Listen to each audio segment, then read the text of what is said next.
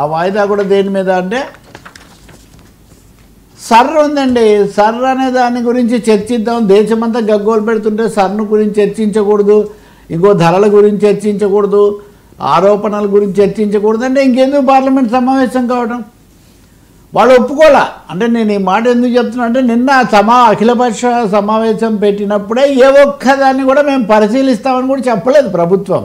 కూర్చోబెట్టారు, మీరు ఉంటే ఉండండి పోతే పోండి అన్న పద్ధతిలో ఉన్నారు. అలాగే ఈరోజు కూడా వాళ్ళు ఫ్రస్ట్రేటెడ్ కాబట్టి ఎలా గొడవ చేస్తారు, కావాలంటే నేను టెక్నిక్స్ చెప్తాను అని ఒక విధంగా ఎదురుదాడి ముందుగానే ఈ పంచ్ డైలాగులు వేస్తున్నారు. దానికి తగినట్టే సభ ఇప్పటికి 2 సార్లు వాయిదా పడింది ఈ పొద్దున్నుంచి. ఇప్పుడు సర్వ్ తీసుకోండి, అది ఎన్నికల కమిషన్ నిర్ణయం మనకెందుకు అంటే ఇప్పుడు ఎన్నికల కమిషన్ లెక్క ప్రకారం డిసెంబర్ 4వ తారీఖు సర్వ్ పూర్తి కావాలి. కానీ కోర్టులో కేసులనండి, ప్రతిపక్షాల నిరసన, ప్రజల ఆందోళన తర్వాత 4వ తారీఖు 11వ తారీఖు వాయిదా వేసింది ఎన్నికల సంఘం. అంటే దీని అర్థం ఏంటి? అంతకుముందు ఆధార్ కార్డు పనికిరాదు అంది, తర్వాత సుప్రీంకోర్టు చెప్తే ఆధార్ కార్డు కూడా పనికి వస్తుంది అని చెప్పింది. అంటే సర్ అనే ప్రక్రియ ప్రకటించిన తర్వాత ఎన్నికల సంఘం ఇప్పటికే ఒత్తిళ్లకు గురై కొన్ని మార్పులు చేర్పులు చేర్చుకుంటుంది.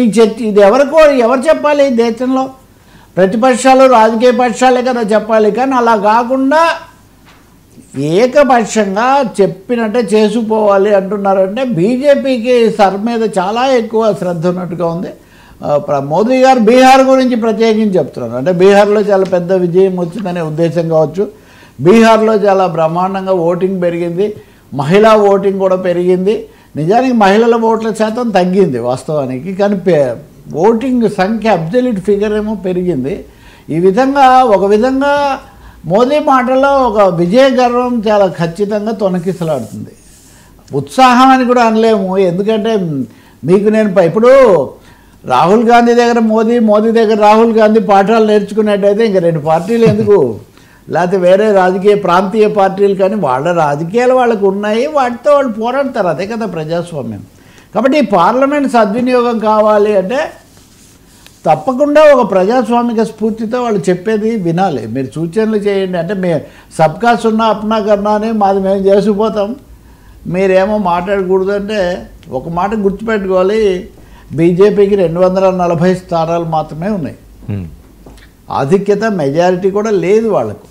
కూటమికి మెజారిటీ మొత్తం మీద ఉంటే ఉండొచ్చు. కాబట్టి అందువల్ల ఈ పార్లమెంట్ సమావేశాలు సద్వినియోగం కావాలంటే ప్రతిపక్షాలు చెప్పేది వినడము, సమస్యలకు స్పందించడం, ఇవన్నీ చేయాలి తప్ప ఏది మేము మాట్లాడడము. ఇప్పుడు ఉదాహరణకు డిజిటల్ కరెన్సీ, డిజిటలైజేషన్ తీసుకొచ్చాము. రోజు సైబర్ నేరాలు ఇంత భయంకరంగా జరుగుతున్నాయి. ఎవరు బాధ్యత వహించాలండి? కోట్లు, వందలకు వేల కోట్లు భయం గొలుపుతుంది.